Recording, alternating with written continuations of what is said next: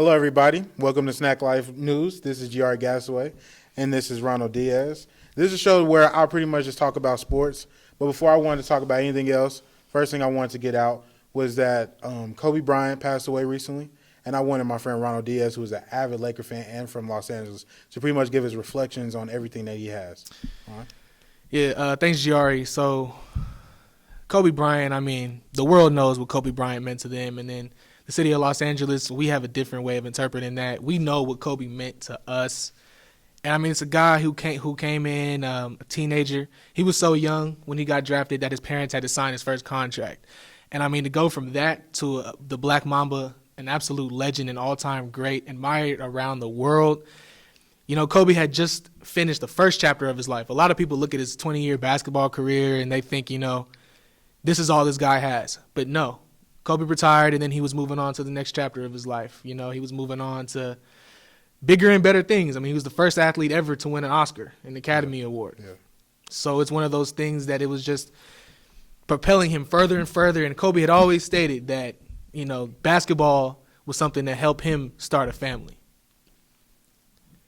And I really feel like that's one of the things that you have to admire about him, because the Mamba mentality is something that you can adopt with anything you do, whether it's broadcast, sports, anything. You know, you want to have that ability to thrive and to achieve maximum success. And that's what Kobe really meant to a lot of people. And everybody wanted to grow up being like him. You know, you spend years thinking, oh, Kobe versus LeBron, Kobe versus Ray Allen, Kobe versus Allen Iverson, Kobe versus Paul Pierce, Kobe versus just all these players that come into the game, and, you know, you tend to forget that a lot of these guys who came after Kobe Bryant wanted to be like Kobe Bryant. They admired Kobe Bryant. Yeah. And his death really set that out, because to have, you know, players like LeBron, who us as fans, what we do is we pit Kobe versus LeBron or Kobe versus Jordan. We do that. Yeah. You know, they're not doing that. You don't even think about the fact that off the court, they're probably texting each other like, hey, man, you had a good game tonight. You straight, you know, when we go and link our families up and things like that. So it's just, it puts a real big perspective on the whole thing. But just from the city of L.A., losing Kobe Bryant, especially after losing rapper Nipsey Hussle, it's just it's a lot of suffering. But that's really all I got right now, man. Yeah. And with Kobe Bryant, like growing up as a Celtics fan is what I am, is it wasn't like I even had a disdain towards him, even though he was a great competitor.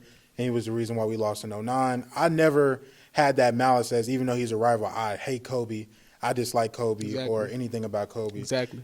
Like, even just me being who I am, like a person, like me being a big dude, like what I am is like, I'm able to shoot the ball. Like my first three-pointer I ever made, like in AAU and like middle school and stuff, I was wearing some Kobe 4s. So even just from that aspect of just always looking at Kobe and just always having that competitiveness about you and just that dog and that fight and just everything that you had is just, I just looked up to Kobe when it came to that.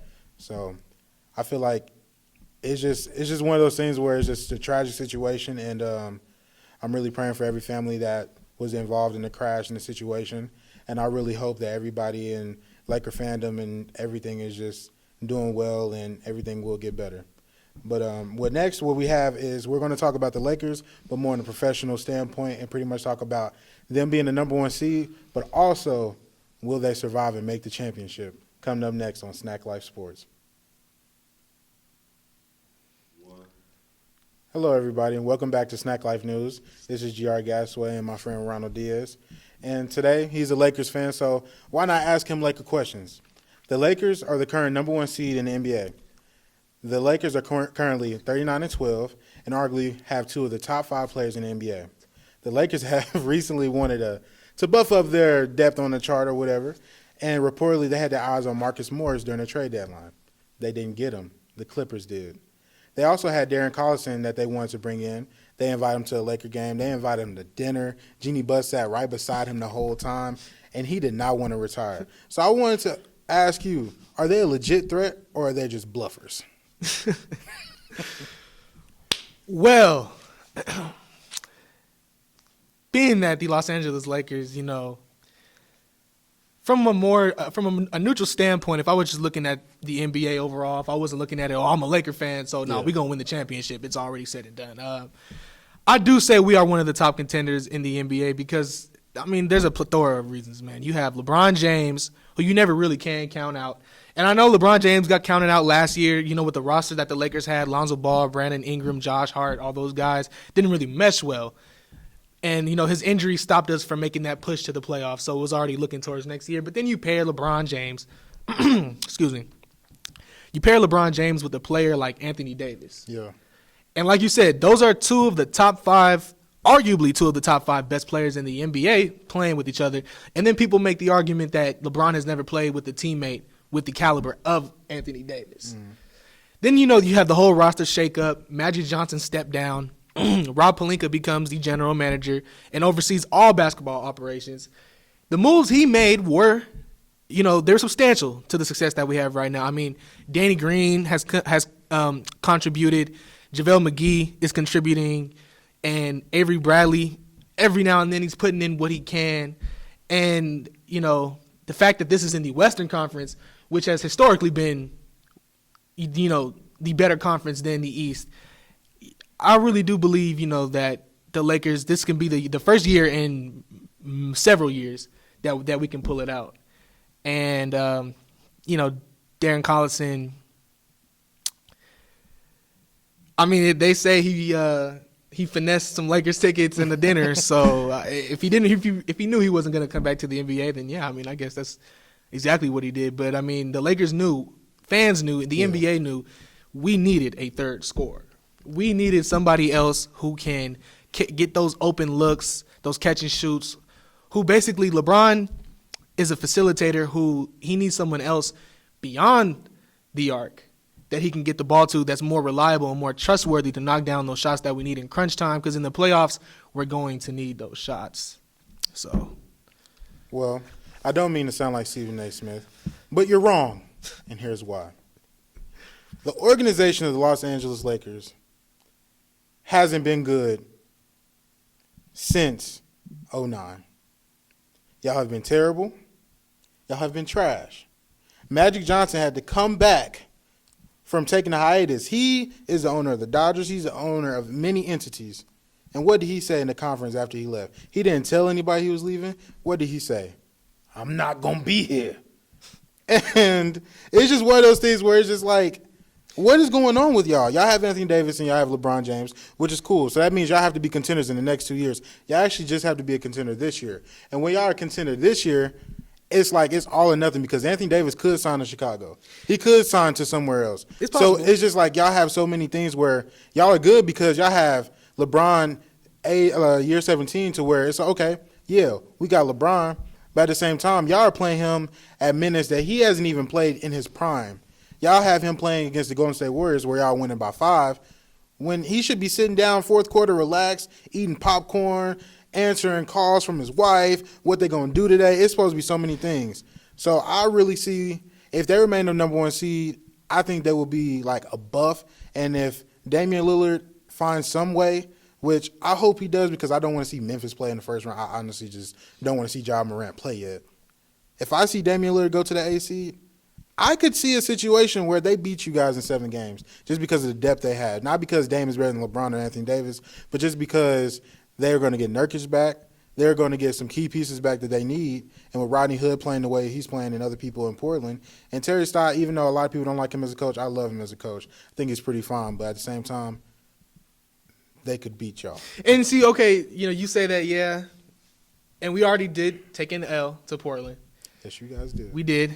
But it's one of those things where, I don't really understand how when it comes to the Clippers and it comes to Kawhi, that it's their in-season struggles are based off of load management. And, it's okay because we know there's going to be a different Kawhi that shows up in the playoffs. Well, I'm pretty sure there's a different LeBron that shows up in the playoffs too. And so, yes, maybe Kawhi is taking more load management than LeBron is, but LeBron has actually stated if he is not injured, he is not sitting. LeBron has said that if he is not injured, he is not sitting. And LeBron is the type of player that you have to just trust his word. Mm-hmm. And so, that depth is an issue. Our bench needs more. We need to be more reliable with our bench. We need to make sure that our bench can stick up for the starters when we need them to in the playoffs, because that's crunch time and that's when we need them the most. But in-season struggles, sometimes in-season struggles don't necessarily carry over to the playoffs because those players know this is the season. Mm-hmm. And when it comes to seeding, and this is all sports, seeding is starting to get more and more. It's starting to become, how should I say? It's starting to become less valuable, just because of the fact that, I mean, if you look at the football, the NFL, the Kansas City Chiefs just won the Super Bowl. They were the 2nd seed. The year before that, the Patriots played the Rams. Both of them were the number 2 seeds. The Toronto Raptors were the 2nd seed, I believe, when they won. So it's one of those things where first seed sounds great, but it's not necessarily a necessity to win it all. And I'm just excited because LeBron and Anthony Davis, we just don't know how they're going to play together in the playoffs. Yeah. And it could be great. And I agree with you. And I feel like even the point that you brought up to where you don't need to be the first seed to be the number 1 seed is why I feel like LeBron and them are going to have that problem, because it seems like they're at a chase. They're at a race to where we have to be the number 1 seed. And I feel like they don't need to be number 1 seed to be legit. I feel like, personally, if they're the 3rd seed, they'll do way better than if they're the 1 seed, but LeBron is playing record minutes to where Miami, Cleveland, LeBron, I'm talking about Delonte West and all the Boobie Gibson, all those people, like, he hasn't even played minutes like that, like, this far this year. So I just wish that they would, like, slow down and they'll be able to, you know, catch break and, like, where he said he doesn't want to rest, I think he should rest because, you know, the championship is not a sprint.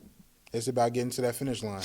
And I feel like without them getting a proper rest, I don't think they'll ever win another championship. Up next, we have the XFL. The XFL, we'll talk about our expectations, how did we like it in the first weekend, and we'll also discuss who was our favorite team so far on SnackLife Sports. Over the past weekend, for the 2nd time, the XFL made their debut with a new league with 8 teams. Now, I just wanted to get some reflection just to see if Ron liked it as well, because he's an NFL fan, obviously. He's a Saints fan. And just see if there's any rules or anything that he really liked from that weekend. Like, are there any new rule changes, or did you like the jerseys? Like, what did you like from that weekend? Oh, man, I liked a lot about the XFL, actually. You know, uniforms, this is me being a little bit nitpicky, but they're cheaper than the NFL. No doubt. Yeah. I mean, you can tell the quality's cheaper, but it's different. It got a new aesthetic to it. The Seattle Dragons, Seattle Seahawks. I see what they're trying to do, you know.